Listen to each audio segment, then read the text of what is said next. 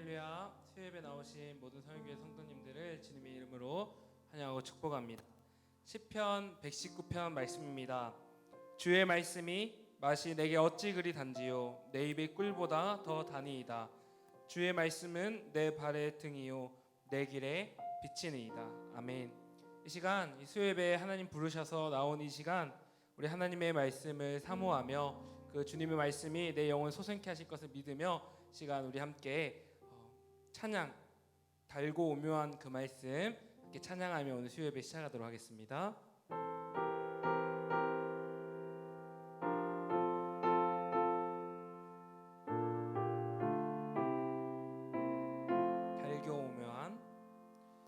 달고 오묘한 그 말씀, 생명의 말씀은 귀한 그 말씀 진실로 생명의 말씀이 나의 길과 미리 밝히 보여주니 아름답고 귀한 말씀 생명샘이로다.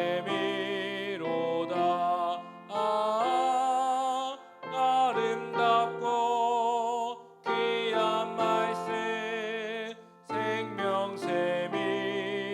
귀한 주님의 말씀은, 귀한 주님의 말씀은 내 노래 되도다.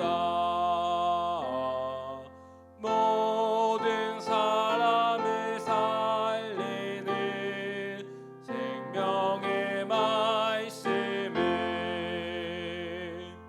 값도 없이 받아 생명길을 가니 아름답고 귀한 말씀 생명샘이로다. 아름답고 귀한 말씀 생명샘이로다. 널리 울리어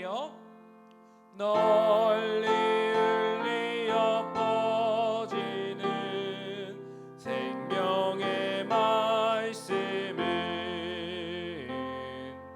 남의 용서와 평안을 골고루 주나니 다만 예수 말씀 듣고 복을 받네. 아름답고 귀한 말씀 생명샘이로다.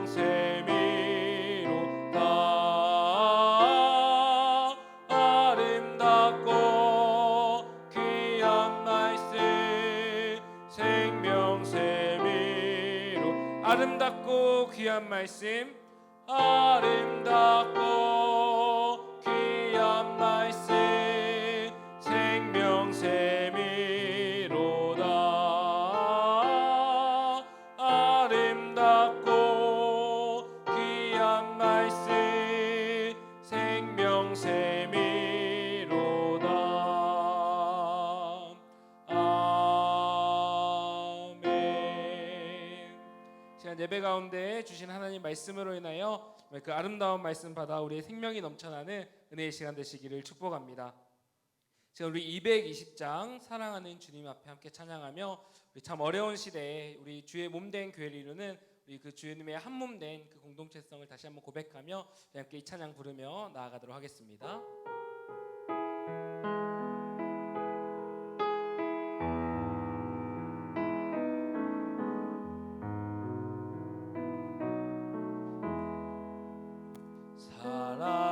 사랑하는 주님 앞에 형제자매 한자리에 크신 은혜 생각하며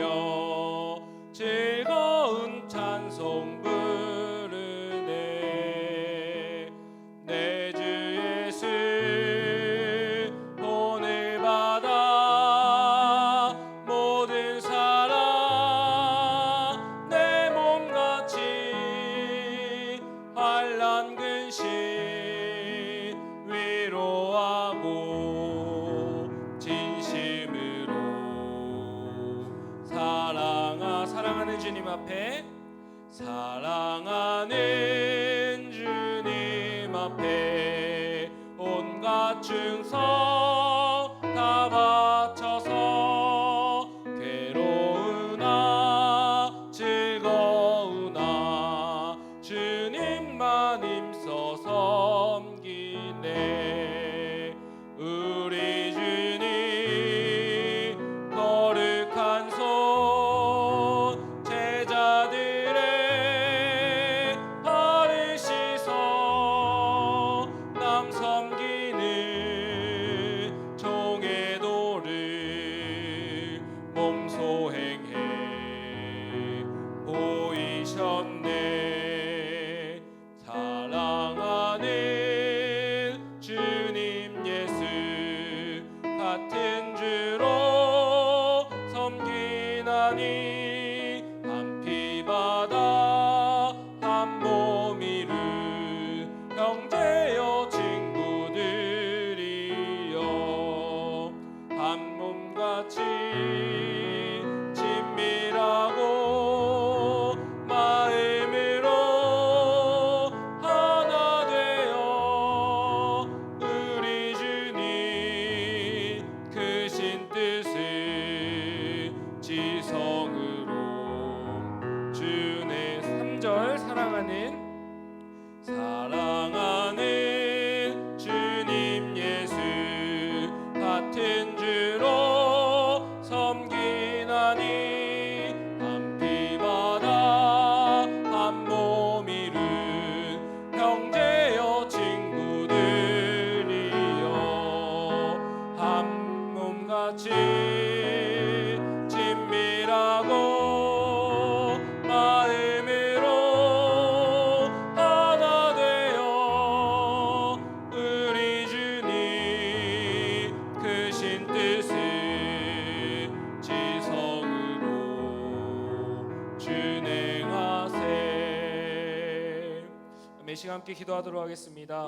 우리 코로나19로 인하여서 참 여러 가지 어려움이 있는 가운데 또 오늘은 특별히 또 우리가 함께 모여 예배하고 또 주의 한 몸 공동체를 이루어가는 그 상황이 또한 또 큰 어려움을 맞는 그러한 일들을 보게 됩니다.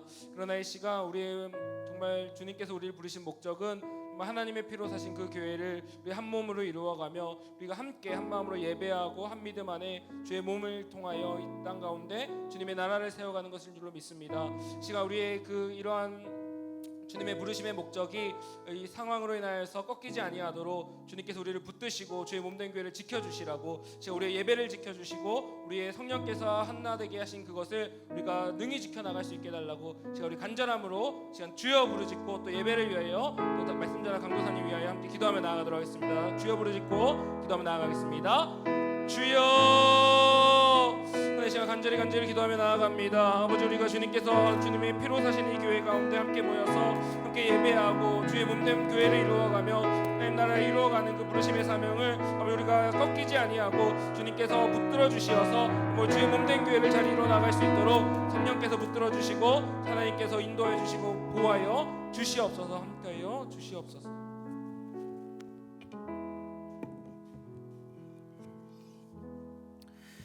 하나님 아버지 감사합니다. 이 시간 주님 앞에 나가게 하심을 감사합니다. 예배의 모든 요소 가운데 주님께서 주권자 되시고 우리가 더욱더 주님을 향한 마음으로 나갈 수 있도록 붙잡아 주시옵소서. 우리의 삶의 모든 순간 가운데 주님이 주권자이심을 인정하고 살게 하시고 또한 이 어려운 시대 가운데서도 주님이 역사하고 계심을 항상 잊지 않고 주님께 더욱더 기도하고 주의 말씀을 묵상하고 주님 앞에 더욱더 나아가는 우리가 될 수 있도록 주님 함께 해주시옵소서. 이 모든 것 예수님의 이름으로 기도합니다. 아멘. 이 시간 다 같이 보실 말씀은 요한복음 1장 43절에서 51절까지 말씀입니다. 요한복음 1장 43절에서 51절까지 말씀 저 한 절 여러분들 한 절 교독하시다가 51절 합독하도록 하겠습니다. 이튿날 예수께서 갈릴리로 나가려 하시다가 빌립을 만나 이르시되 나를 따르라 하시니 빌립이 나다나엘을 찾아 이르되 모세가 율법에 기록하였고 여러 선지자가 기록하고 그 이를 우리가 만났으니 요셉의 아들 나사렛 예수니라.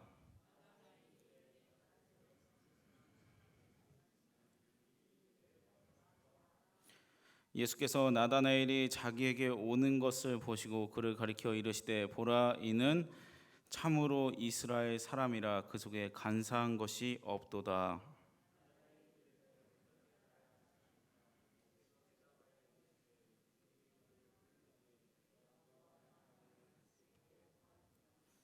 나다나엘이 대답하되 랍비여 당신은 하나님의 아들이시요 당신은 이스라엘 임금이로소이다.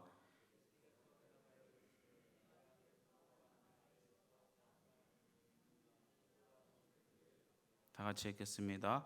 또 이르시되 진실로 진실로 너에게 이르노니 하늘이 열리고 하나님의 사자들이 인자 위에 오르락내리락 하는 것을 보리라 하시니라. 아멘. 다 같이 기도하도록 하겠습니다. 하나님 아버지 감사합니다. 주 앞에 두렵고 떨린 마음으로 서기 원합니다. 주의 말씀 온전히 전하게 하시고 듣는 이로 하여금 주의 말씀을 듣게 하시사 우리의 삶 가운데 모든 기준이 주의 말씀이기 원합니다. 이 시간 주님께서 주장하여 주옵소서. 이 모든 거 예수님의 이름으로 기도합니다. 아멘. 예수님이 공생애를 시작할 때 제일 먼저 하신 일은 사람을 키우는 것이었습니다. 예수님은 소수의 제자를 불러 선택하고 그들을 교육하고 세워주셨습니다. 완전한 사람이 아니라 불완전한 사람을 불러서 성숙한 이가 아닌 미숙한 사람을 불러서 하나님의 쓰시기에 합당한 제목으로 만들었다는 사실은 우리에게 격려와 위로와 희망을 줍니다.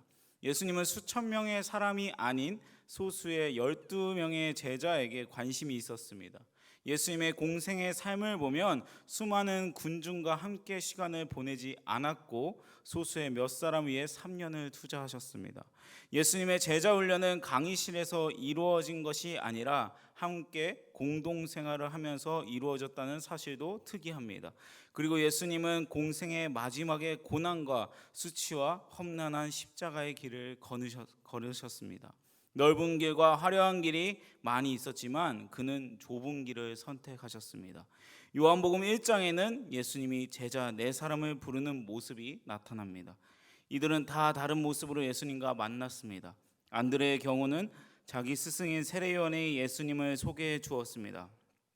베드로는 동생의 안드레가 전도했습니다. 빌립은 예수님이 직접 선택해서 부르셨습니다. 나다나엘은 친구인 빌립의 소개로 예수님을 만나게 됩니다. 오늘 예수님께 데려오는 방법은 아주 간단합니다. 어떻게 하느냐? 와보라 라고 하고 있습니다. 단순한 말인데 아주 설득력 있고 의미심장합니다. 사실 어떻게 보면 전도는 이것이 전부입니다.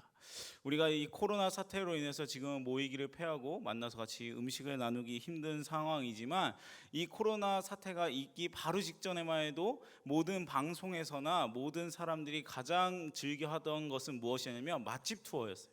맛있는 것을 먹고 싶어 했고 심지어 어떤 용어까지 생겼냐, 휴게소 투어. 맛있는 휴게소를 찾아다니면서 딱히 뭐 갈 이유도 없지만 그 휴게소에 맛있는 음식을 먹기 위해서 딱 그 음식을 먹기 위해서 돌아다니는 투어들이 유행했었습니다. 근데 정말 맛있는 음식을 먹었을 때 우리는 어떻게 하죠? 무조건 와봐, 맛있어 라고 말을 해요. 우리가 좀 맛있으면 어떻게 해요? 그 집 고기가 정말 맛있어, 꼭 와봐, 이렇게 말한단 말이에요. 근데 우리가 정말 맛있는 집을 말할 때 그 집은 몇 년간 무엇을 키웠고 무엇을 먹이고 그 고기는 몇 시간 동안 숙성을 했고, 우리가 이런 설명을 잘 하지 않습니다. 정말 맛있는 집을 간다면 우리는 그냥 다른 수식어가 필요 없는 거예요. 이거와 같이 정말 진리를 안, 정말 예수님을 만났던 빌립은 나다나에게 이렇게 말할 수밖에 없었어요. 다른 수식어가 필요하지 않았죠. 와보라 라고 말할 수밖에 없는 거예요. 제가 유치부에서 설교를 했을 때 했던 말인데, 우리도 모르게 변호사라고 생각할 때가 있습니다. 우리가 예수님을 소개하고 하나님을 소개할 때 우리는 자기도 모르게 변호사라고 생각하는 거예요. 예수님의 존재를 우리가 변호해야 되고 예수님에 대한 모든 것을 우리가 변호하고 나가려고 하는데, 성경은 우리에게 무엇이라고 말하고 있냐면 증인이라고 말하고 있어요. 증인이라는 존재는 무엇이냐? 우리가 듣고 본 것을 그대로 말하는 게 증인이라는 거예요.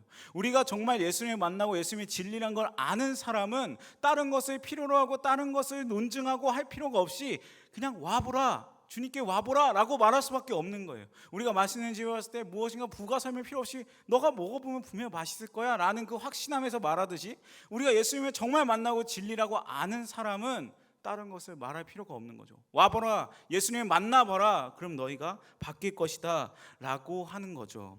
자기 말로 설명하기보다 와 보십시오, 예수님을 만나 보십시오 라고 자신 있게 말하는 것이 바로 우리가 예수님을 만났다는 거예요. 자신감이 없으면 못하는 말인 거죠.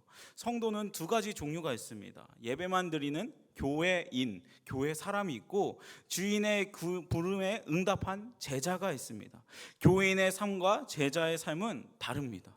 보통 교인은 주일날 한 번 교회 오고 적당히 예수 믿고 세상에서 세상의 방법대로 살아갑니다. 그러나 제자는 선교지에 가든지 안 가든지 어떤 삶 가운데서도 삶 전체를 예수 그리스도로 가득 채우고 감격스러운 마음으로 살아가는 거죠.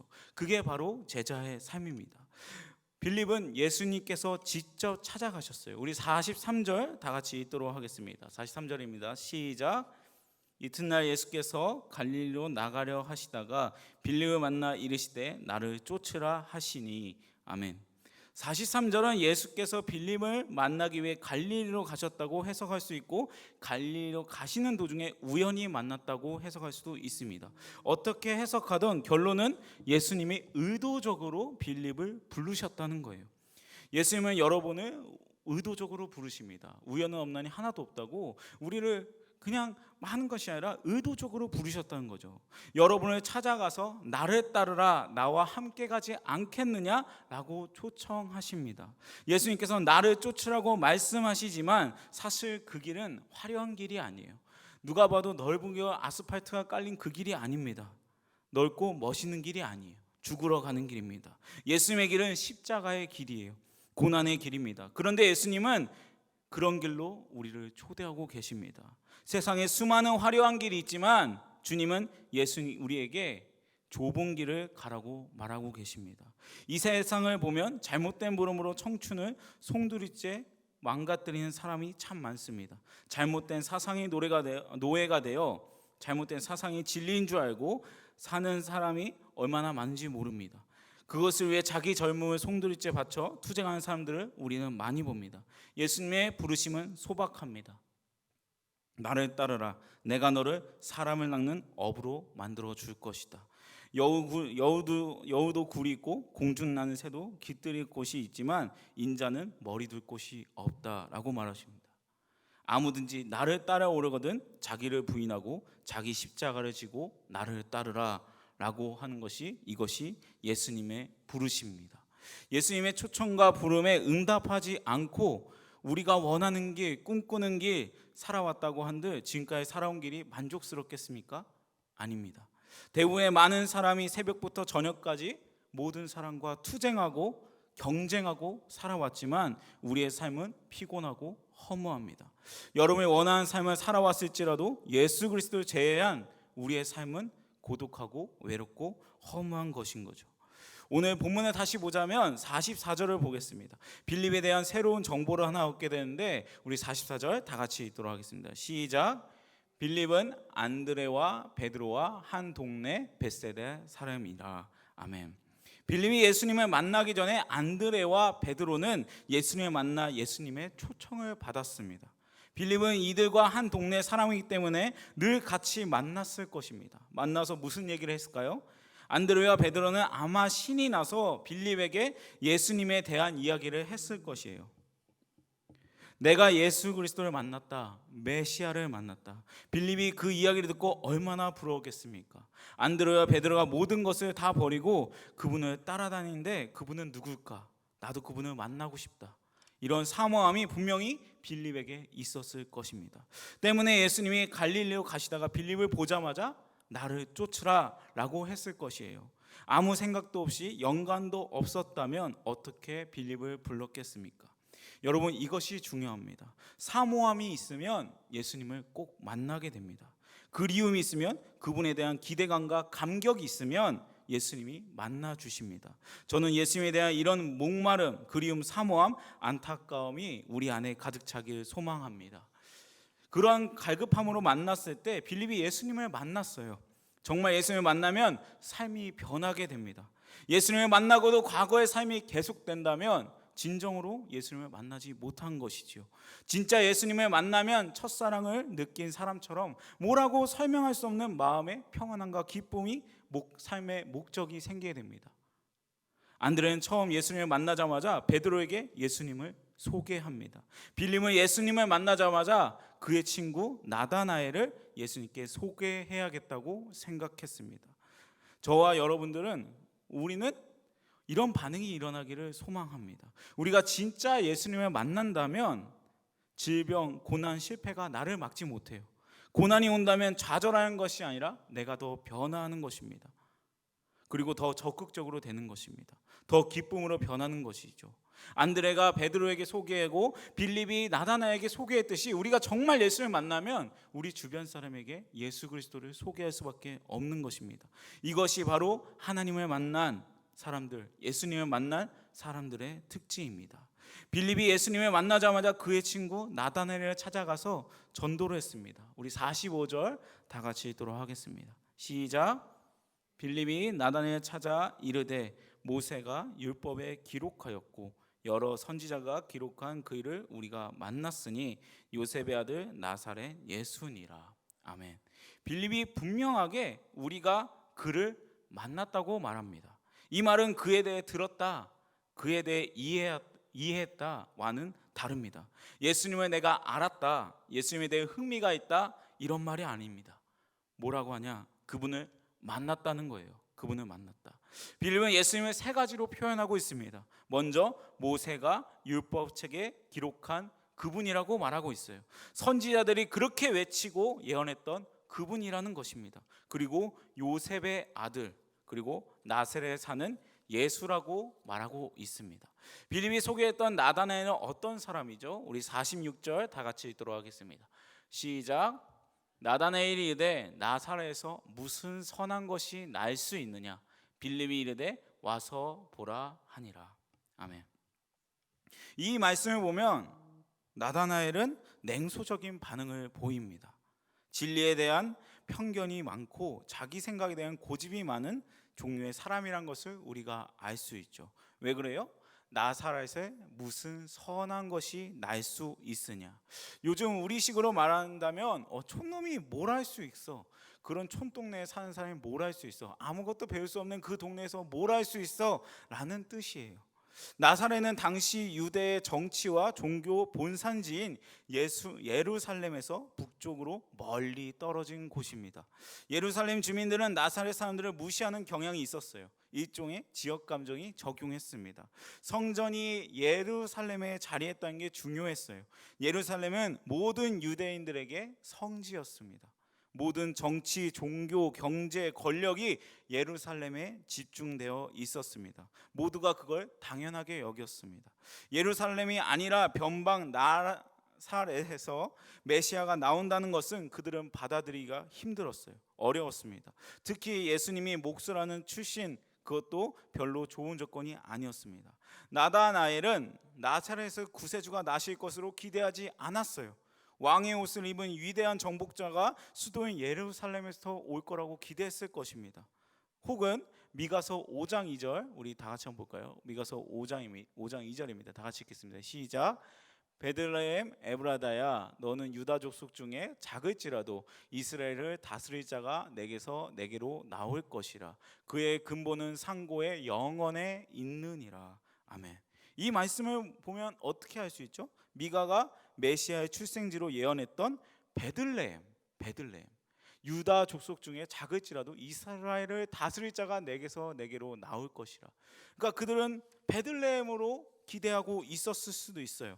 또한 마태복음 2장 23절 제가 읽겠습니다. 나사렛이란 동네에 가서 사니 이는 선지자로 하신 말씀에 나사렛 사람이라 칭하리라 하심을 이루려 함이니라. 자, 이거랑 요한복음 7장 52절 한번 볼게요. 그들이 대답하여 이르되 너는 갈릴리에서 왔느냐 찾아보라. 갈릴리에는 선지자가 나지 못하느니라 하였더라. 아멘. 방금 전에 읽었던 마태복음 2장 23절과 요한복음 7장 52절은 완전 상반된 말씀을 말하고 있어요. 선지자로 하신 말씀에 나사렛 사람이라 칭하였으니, 그러니까 선지자로 하셔서 나사렛에 온다는 말씀이 있고, 그리고 요한복음 7장 52절에는 나사렛은 선지자가 나지 못한다라고 말하고 있는 거예요. 완전 상반된 말씀을 하고 있죠. 그러나 현재 구약을 우리가 찾아보다 보면 이 말씀의 흔적을 찾아볼 수 없다는 거예요. 이 두 구절의 말씀의 흔적을. 그러니까 우리가 추론하기로 구전을 통해 내려오는 말씀이거나 어쩌면 전통이거나 관습적 편견으로 자리 잡았던 말씀이라는 거죠. 그래서 이 말은 당시 율법주의자들은 갈릴리 지방을 조롱할 때 관용적으로 쓰던 표현이었습니다. 나다나엘은 다른 사람들이 가지는 편견을 그대로 받아들였던 거죠. 우리는 여기서 살펴봐야 될 것이 전통과 편견 그리고 말씀, 그 중에 우리가 무엇을 붙잡고 있느냐예요. 나다나엘도 성경을 많이 읽었고 그렇기 때문에 모세 율법에도 기록되었고, 그리고 나사렛 이거 얘기 들었을 때 많이 읽고 많이 알았지만 그가 아는 거 말씀으로 빗대서 한 게 아니라 자기가 가지고 있던 전통과 편견에 의해서 야 나사렛에 선한 게 나일 수 있어? 라고 말을 했던 거죠. 나다나엘은 무엇이든 확인하지 않고 잘 믿으려고 하지 않던 사람이었습니다. 설득하기 굉장히 어려운 사람이에요. 예수님은 이런 나다나엘을 비관적이고 부정적인 면을 지나쳐 버리십니다. 그것을 꼬투리 잡아서 너가 나한테 어떻게 이렇게 말할 수 있어? 이렇게 말씀하지 않으세요. 그 사람의 편협한 기제를 문제 삼지 않습니다. 우리 47절 다 같이 읽도록 하겠습니다. 시작. 예수께서 나다나엘이 자기에게 오는 것을 보시고 그를 가리켜 가라사대 보라 이는 참 이스라엘 사람이라 그 속에 간사한 것이 없도다. 예수님은 나다나엘의 현재를 보지 않고 미래를 봤습니다. 나다나엘의 겉모습이 아닌 속 중심을 보고 계셨어요. 저 사람은 참 이스라엘의 사람이구나. 저 사람에게는 간사한 것이 없구나. 예수님이 나다나엘을 보고 하신 말씀입니다. 예수님의 사람 보는 눈은 참 놀랍죠. 그 사람의 입이 험하거나 행동이 험한 것을 보지 않습니다. 사랑하는 성도 여러분, 혹시 여러분 중에 이런 분이 있으면 포기하지 마시기 바랍니다. 그 사람이 하는 말에 시험 들지 마시기 바랍니다. 예수님은 그렇게 말하는 것을 다 지나치셨어요. 다 알고 계셨지만 지나치셨어요.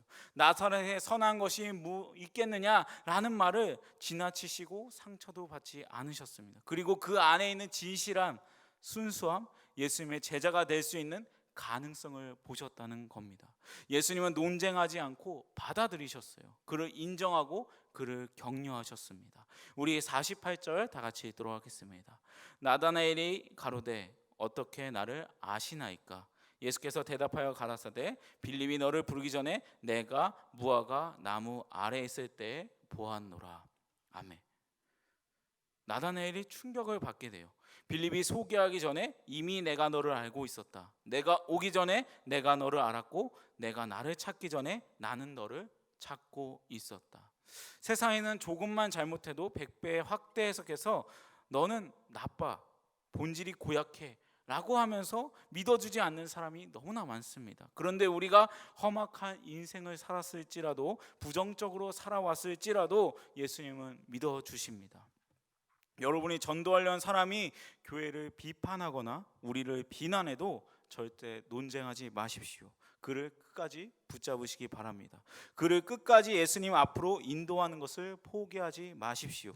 그 사람이 베드로, 나다나엘, 안드레, 빌립이 될 수 있습니다. 우리는 모르기 때문에, 그 사람이 어떻게 될지 모르기 때문에 끝까지 포기하면 안 됩니다.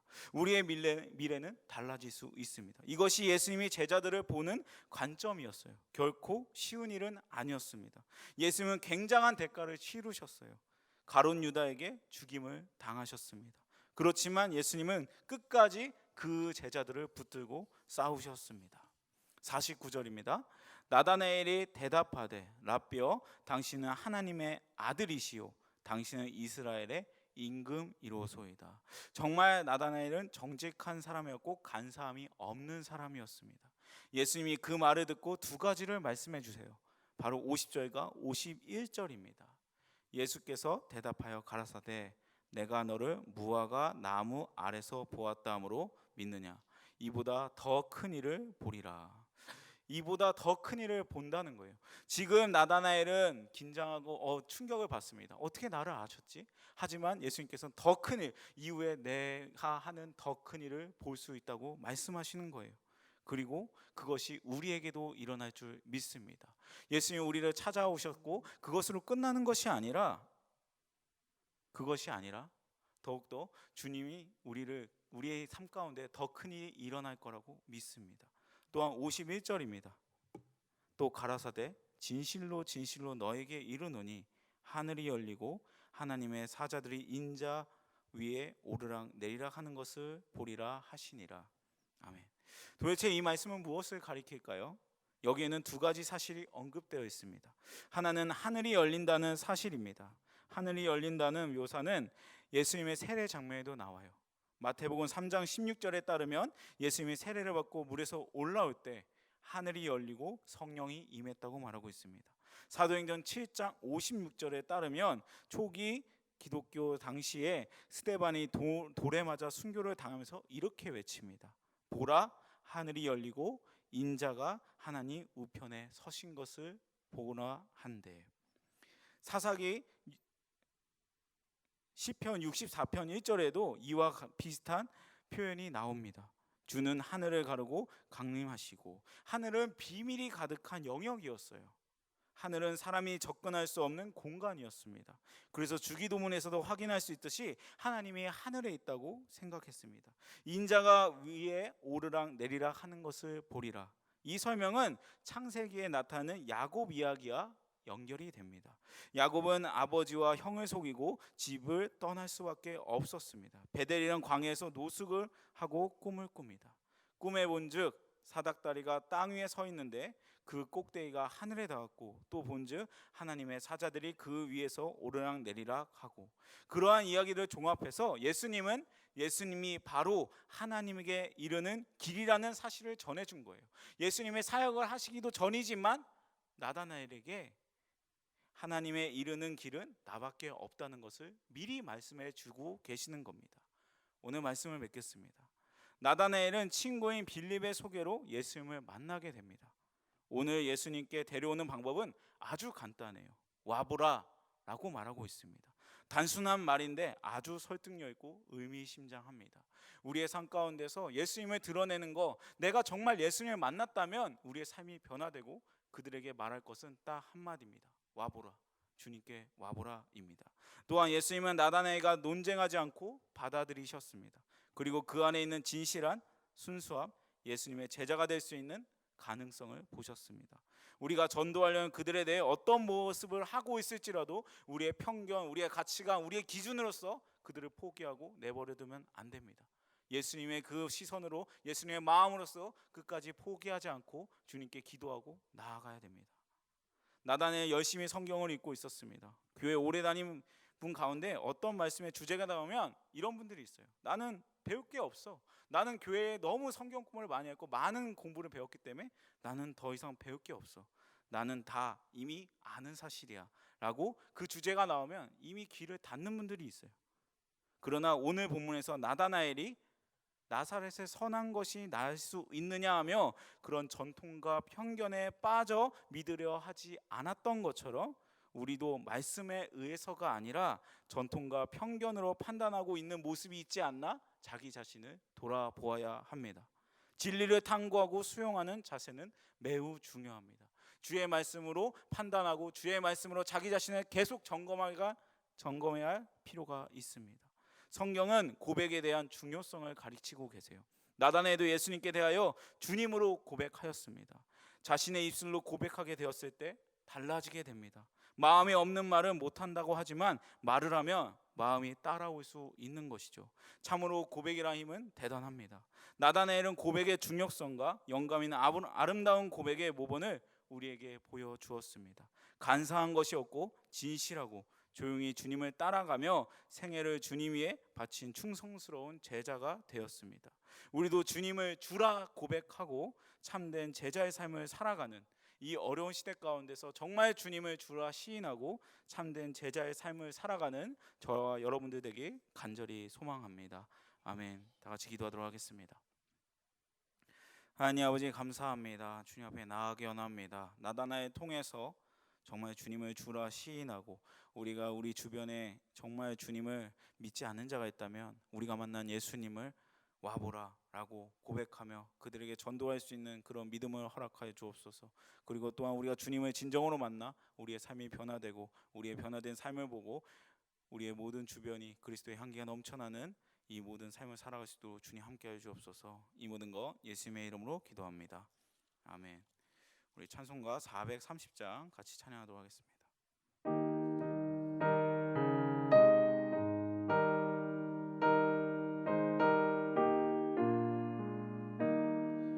주와 같이 가는 것 즐거운 일 아닌가. 우리 주님 걸어가신 발자취를 밟겠네. 한 걸음 한 걸음 주 예수와 함께 날마다 날마다 우리 걸어가리. 어린아이 같은 우리 미련하고 약하나 주의 손에 이끌리어 생명길로 가겠네. 한 걸음 한 걸음 주 예수와 함께 날마다 날마다 우리 걸어가리. 꽃이 피는 들판이나 험한 골짜기라도 주가 인도하는 대로 주와 같이 가겠네. 한 걸음 한 걸음 주 예수와 함께 날마다 날마다 우리 걸어가리. 옛 선지자의 녹같이 우리들도 천국에 들려 올라갈 때까지 주와 같이 걷겠네. 한 걸음 한 걸음 주 예수와 함께 날마다 날마다 우리 걸어 한 걸음 한 걸음 한 걸음 주 예수와 함께 날마다 날마다 우리 걸어가리. 이 시간 우리의 삶을 위해서 다 같이 기도하도록 하겠습니다. 나다나엘의 친구 빌립에 의해서 소개로 예수님을 만나게 됩니다. 우리가 또한 주님을 만남으로써 우리의 삶이 변화되고 우리 주변에 정말 믿지 않는 자에게 와보라 그 한마디로도 그가 감동을 받고 주님께 나올 수 있는 우리가 정말 진정을 만나게 해달라고, 또한 주의 말씀에 의해서 나의 생각과 나의 편견과 전통과 편견이 아닌 주의 말씀에 바로 서게 하시고 그의 말씀 묵상하게 하시고 그의 말씀을 듣게 하시고 주님 앞에 바로 쓸 수 있게 해달라고, 이 시간 우리 자신 주님 앞에 서게 해달라고 이 시간 주여 크게 한번 부르짖고 오늘 말씀을 듣고 주님 앞에 나가도록 하겠습니다. 주여 크게 한번 부르짖겠습니다. 주여 하나님 아버지 감사합니다. 우리의 삶 가운데 역사의 주님을 만나게 원합니다. 아무것도 할 수 없는 그 가운데서 주의 이름을 붙잡게 원합니다. 아버지 우리가 더욱더 주의 이름으로 나아가게 원합니다. 나의 생각과 나의 편견 나의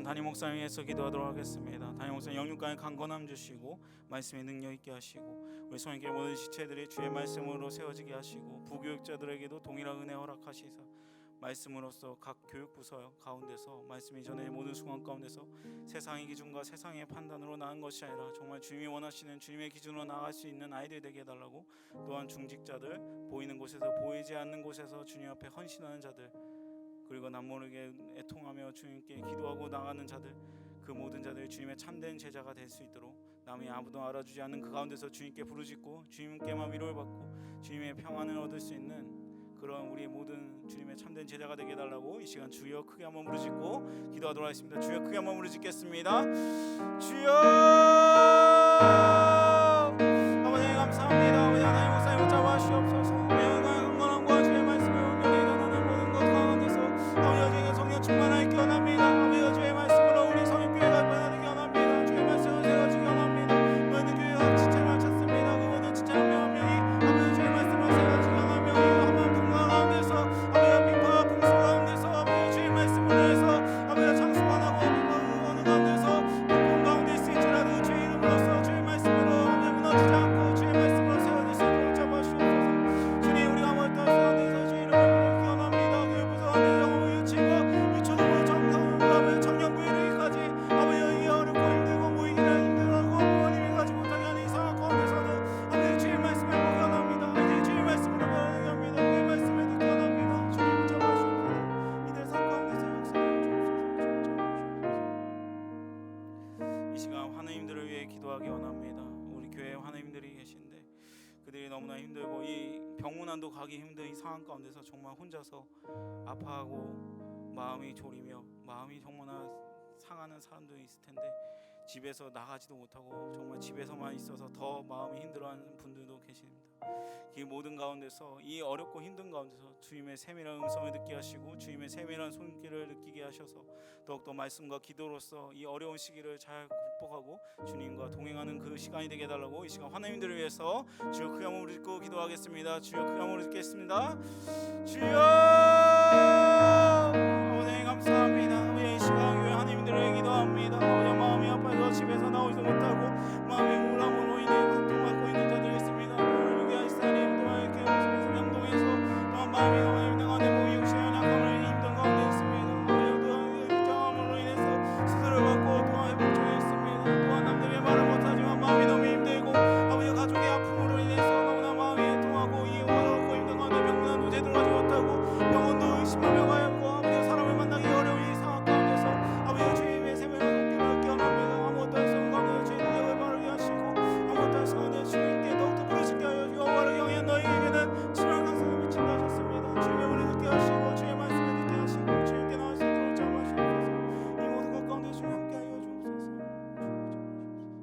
마지막으로 기도하기 원합니다. 마지막으로 우리 교회의 모든 일정 가운데 주님께 함께 하여 주셔서 정말 계획이나 모든 걸 하기 힘든 이 상황 가운데서 주님 우리 성역교회 붙잡아 달라고 주님께서 이 교회 모든 사역 가운데 함께 해달라고, 또한 마지막으로 선교지 가운데서 주님께서 함께 해달라고, 선교지 가운데서 많이 아무런 사역도 할 수 없는 이 상황 가운데서도 주님께서는 역사하고 계심을 믿습니다. 주님 그 아무것도 보이지 않는 흑암 가운데 있을지라도 빛 대신 주님을 바라봅니다. 주님 함께 하시고 이 모든 사역 가운데서 주님께 주권자 되어 주셔서 이 모든 것이 끝났을 때 간증이 넘치는 모든 사역들이 되게 해달라고 이 시간 이 나라와 우리 교회와 교회의 모든 일정과 또한 이 나라를 위해서 또한 기도하도록 하겠습니다. 이 나라 정말 애통할 수밖에 없는 상황 가운데서 주님 그 가운데서 합력하여 선을 이루고 주님께서 역사의 통치자 주님께서 모든 걸 이끌어 달라고 우리 교회와 나라와 선교지를 위해서 마지막으로 주여 크게 한번 부르짖고 다 같이 기도하도록 하겠습니다. 주여 크게 부르짖겠습니다. 주여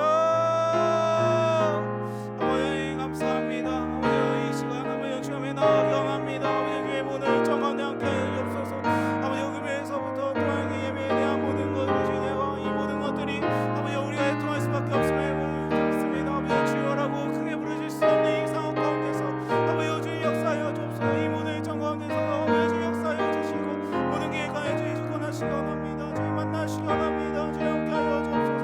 또한 선교지 가운데서 모든 셀 가운데서 주님 함께하시기 원합니다. 주님 만나시고 이 모든 것 가운데 주님 만나시기 원합니다. 아버지 이 모든 것이 끝나고 주님께서 하셨다 주님께 역사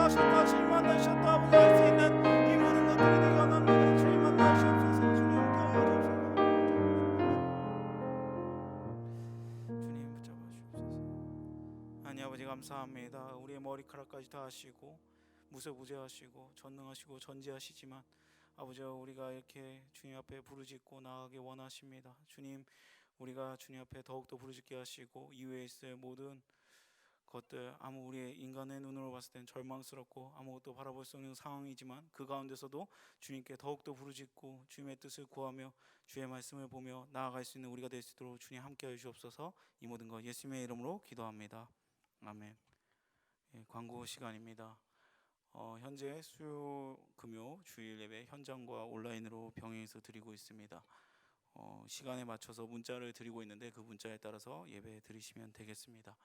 주기도문으로 다 같이 예배 마치도록 하겠습니다. 하늘에 계신 우리 아버지여, 이름이 거룩해김을 받으시오며 나라의 임하오시며 뜻이 하늘에서 이루어진 것 같이 땅에서도 이루어지이다. 오늘날 우리에게 일용할 양식을 주옵시고 우리가 우리에게 죄 지은 자를 사하여 준 것 같이 우리 죄를 사하여 주옵시고 우리를 시험에 들게 하지 마옵시고 다만 악에서 구하옵소서. 대개의 나라와 권세와 영광이 아버지께 영원히 있사옵나이다. 아멘.